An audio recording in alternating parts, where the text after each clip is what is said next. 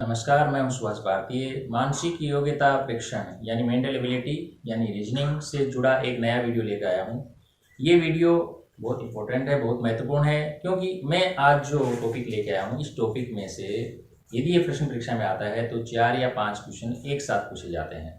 और इसकी खासियत ये है कि यदि आपने एक सही हल कर लिया तो आपके चारों या पाँचों सही हल हो जाएंगे, और यदि आपने एक को करने में चूक कर दी तो हो सकता है कि आपके चारों या पांचों क्वेश्चन गलत भी हो जाएं। और अक्सर उन सभी परीक्षाओं में ये प्रश्न पूछा जाता है जिनमें मानसिक योग्यता से जुड़े प्रश्न पूछे जाते हैं। तो आइए शुरू करते हैं। आज के मेरे इस टॉपिक का शीर्षक है वेन आरेख।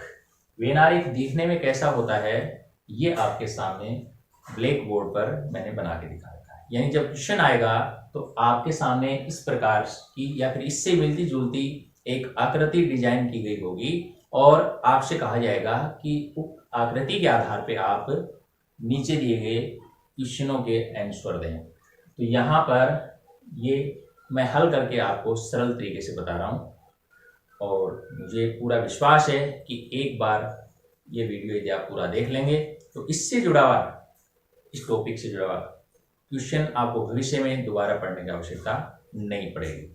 तो आइए शुरू करते हैं। यहाँ आप देखिए आपका क्वेश्चन क्या है। आपके सामने 3 आकृतियों को मिलाते एक बड़ी आकृति बनाई गई है। वो 3 आकृतियां कौन कौन सी है मैं आपके सामने यहाँ अलग अलग करूंगा। तो यहाँ पे 3 आकृतियां हैं, आपको दिख रही होगी। पहली आकृति ये है, यहाँ से यहाँ तक ये आपका त्रिभुज है, यानी त्रिभुज की आकृति है। दूसरी आकृति ये है जो आयत की है, और तीसरी आकृति ये है जो वृत्त की है। इस प्रकार का जब क्वेश्चन आए तो आपको तुरंत हल करना शुरू करना है। हल क्या करना है वो आप देखिए। सबसे पहले आप तीनों डिजाइन को अलग कर लो। अलग करने का मतलब ये है कि कौन कौन सी डिजाइन है। जैसे इसमें पहला है त्रिभुज, मैंने फटाफट त्रिभुज को अलग कर दिया।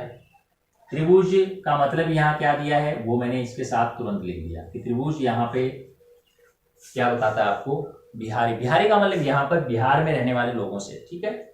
या आप ये भी समझ सकते हैं ये भाषा से जुड़ा हुआ उसका, लेकिन आप मान सकते हैं क्योंकि मराठी जब हम देखते हैं क्यों लगता है कि जैसे भाषा से संबंधित जो भी है उससे हमें ज्यादा फोकस नहीं करना। आपको सिर्फ ये लिखना है कि त्रिभुज है वो क्या बता रहा है आपको, बिहारी बता रहा है, ठीक है। उसी दूसरी आकृति आपकी आयत की है, मैंने फटाफट आयत बना दिया, और आयत का यहाँ क्या मतलब है पंजाबी, तो मैंने यहाँ पे तुरंत लिख दिया पंजाबी, ठीक है। उसके बाद तीसरी आकृति मैंने वृत्त बना दी और इसके सामने मैंने लिख दिया मराठी, ठीक है।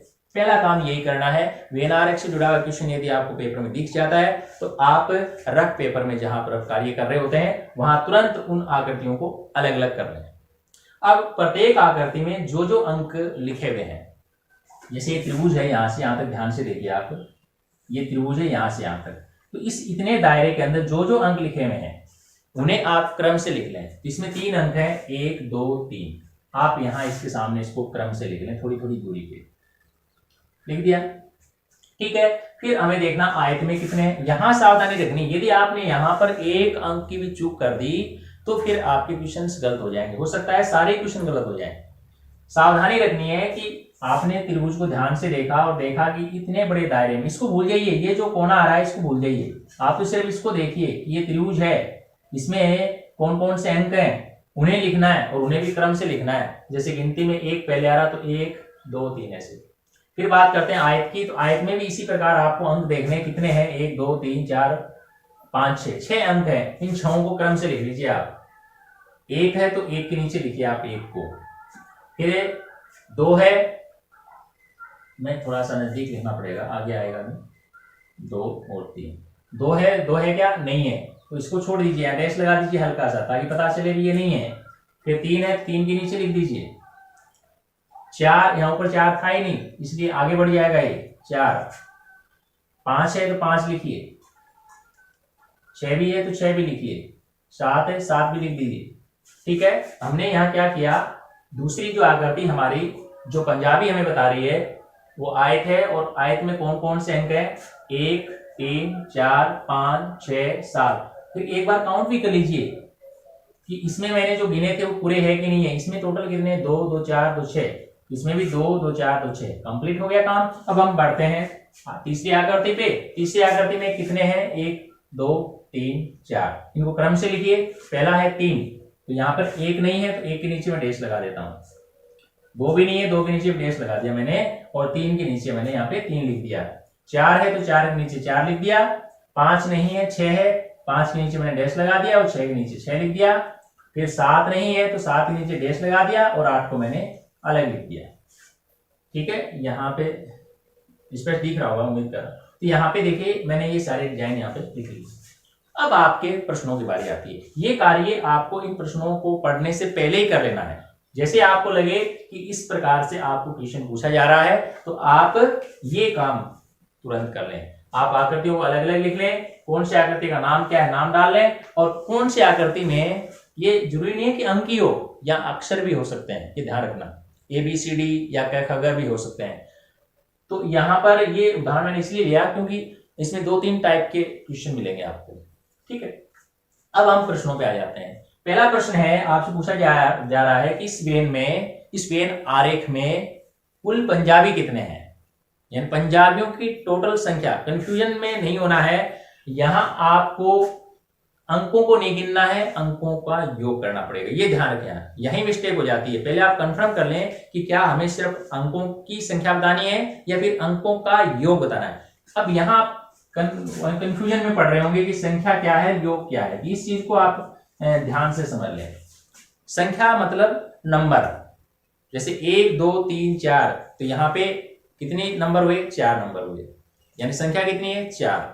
लेकिन योग पूछा जाए तो 1 2 3 4, यानी 1 2 3 4 योग पूछा जा रहा है। तो हम क्या कर रहे हैं, 3 3 6 और 4 10, योग इसका कितना आ रहा है, 10 आ रहा है। लेकिन नंबर कितने आ रहे हैं, 4 आ रहे हैं। ठीक है, ये जरूर देख लेना आप। तो कुल पंजाबी पूछे हैं। अब आप यहाँ जाइए, आप जो आपने हल किया है उसकी तरफ देखने की जरूरत नहीं है आपको, आप यहाँ जाइए डायरेक्ट। पंजाबी देखिए, पंजाबी कितने हैं, तो इसमें ये जितने भी अंक शामिल हुए हैं इनका आपको जोड़ करना है, यानी 1 + 3 + 4 + 5 + 6 + 7। काउंटिंग करिए इनकी, तो 3 और 1 4, 4 8, 5 13, 6 18 और 7 कितने होते हैं, 25 कितने होते होंगे। एक बार आप भी जोड़ के देख लीजिएगा, यहां आपको गलती नहीं करनी है। ये दिखने में भले छोटा सा जोड़ है, लेकिन परीक्षा के दबाव की वजह से या फिर अति उत्साहित होने की वजह से, ओवर कॉन्फिडेंस में भी आदमी मार खाता है। तो यहाँ पहला उत्तर हमारा क्या गया, 25। अब यदि आपका ऑप्शन, यानी जो 4 ऑप्शंस दिए इस क्वेश्चन में उन्हें 25 है, तो निसंकोच आप उसे हल कर दीजिए। ठीक है, आंसर में भर दीजिए उसमें। अब हम बात करते हैं अगले क्वेश्चन की। अगला क्वेश्चन है कुल बिहारी। तो आपको तुरंत बिहारी वाली आकृति के पास जाना है। बिहारी वाली आकृति है त्रिभुज की, इसमें भी एक क्वेश्चन है, कुल पूछा गया है कि दिए गए वेन आरेख में कुल बिहारी कितने हैं। तो यहाँ पर 1 2 3 काउंट कर दीजिए, 3 और 3 6। यदि ऑप्शन 6 है तो आप यहाँ से कर दीजिए। या एक चीज और देख लीजिए, यदि आपको मान लीजिए आपका जोड़ आपने किया, पहले का 25 आया, लेकिन ऑप्शंस वहां पर दिए हुए आपको 4 5 6 7 ऑप्शन ये दिए हुए हैं। अब आपने जोड़ किया, आपका जोड़ आ गया इसका 25, जबकि ऑप्शंस दिए हुए हैं यहाँ पर ये वाले, तो 25 तो है ही नहीं। तो फिर क्या करेंगे आप, तो आप सोच लीजिए कि यहां पर आपके सामने क्या दिक्कत आ रही है। आपके सामने दिक्कत आ रही है, मतलब यहां पर आप ये समझ लीजिए कि यहां इन अंकों को जोड़ा नहीं जा रहा है। यहां नंबर पूछे हैं, क्या पूछे हैं, संख्या पूछी है। तो फिर आपको क्या करना है, इनको गिनना है, 1 2 3 4 5 6। तो फिर आपका ऑप्शन क्या आएगा, 6 वाला सही आएगा। ठीक है, ये 6 वाला ऑप्शन सही आ जाएगा। हो गया, ये ध्यान रखना, इससे पहचान हो जाएगी कि आपको ये जोड़ने हैं या फिर इनके अंक गिनने हैं, यानी कि नंबर गिनने हैं। तो कुल बिहारी 6 हो गए, ये कंप्लीट हो गया। फिर कुल मराठी, तो मराठी वाली आकृति पे आ जाइए, ये वाली, और इसमें इनको जोड़ लीजिए, 3 + 4 + 6 और +8। तो 8 से 14, 4 18 और 3 21, तो इसका उत्तर आ जाएगा 21। अब इसमें यदि ऑप्शन 3 4 5 6 दिए हुए हैं तो आपको उत्तर आना चाहिए 4, क्योंकि 1 2 3 4 नंबर कितने हैं, 4 है। ये हो गया। फिर यहां अगला क्वेश्चन इंपॉर्टेंट है, इसको आप ध्यान से देखिए। इसे पूछा गया है कि ऐसे कितने बिहारी हैं, पूरा क्वेश्चन बोल रहा हूं, ऐसे कितने बिहारी हैं जो पंजाबी भी हैं।